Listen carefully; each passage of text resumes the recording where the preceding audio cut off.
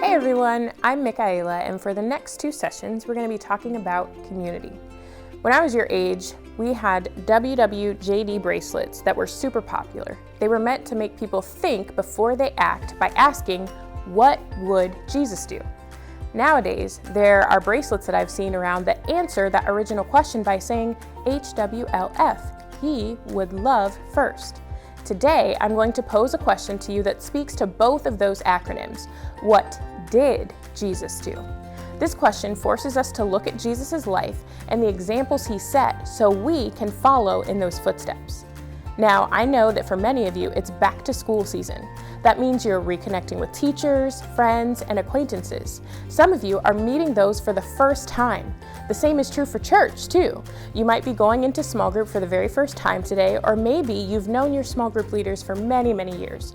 Maybe you know the name of everyone in your group, or maybe there will be some new faces. Maybe you are the new face, and that can be very intimidating.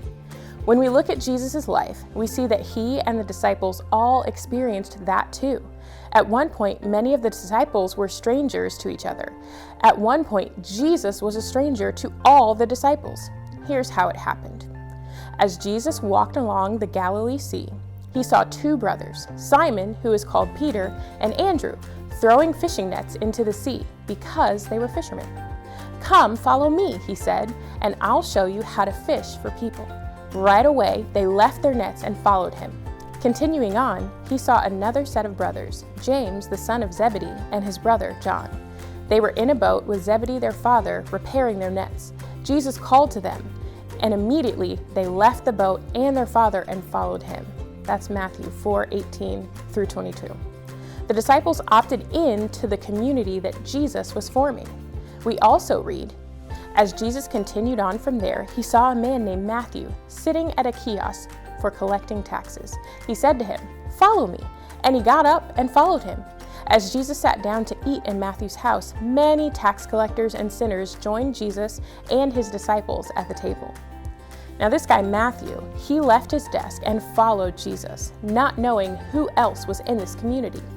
Another verse says, during that time, Jesus went out to the mountain to pray, and he prayed to God all night long.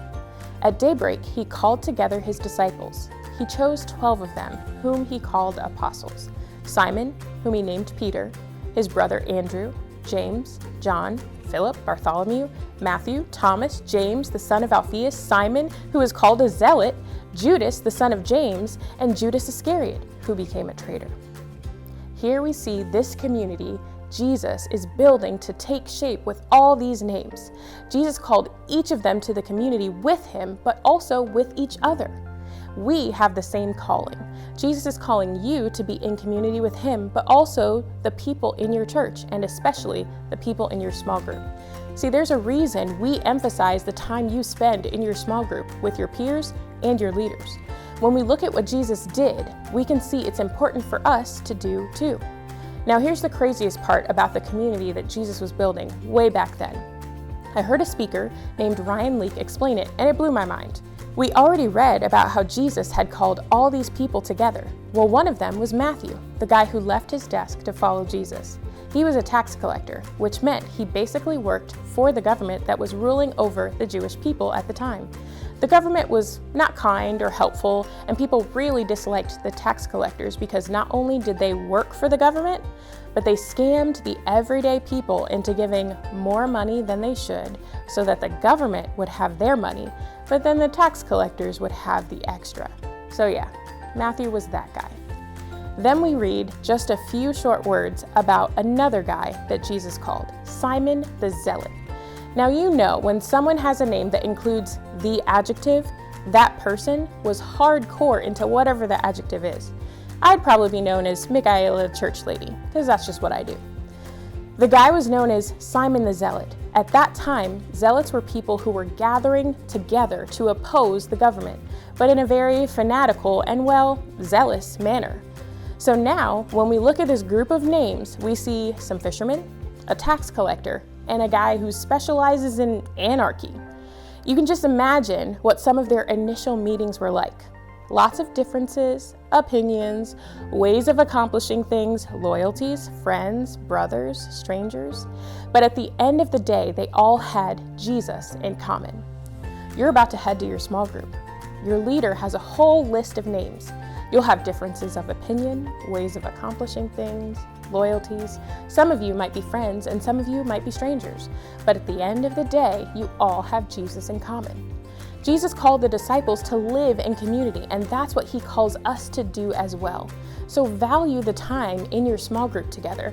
Respect your leaders and your peers. Have fun. Try to apply what you're learning to your life and live in community with each other. Don't just show up. Learn people's names and what's unique about them. Pray for each other. Encourage each other. That's what community is all about. When we follow Jesus' example of living in community like this, it gives us the opportunity to love God and love our neighbor, and show our love for God by loving our neighbor.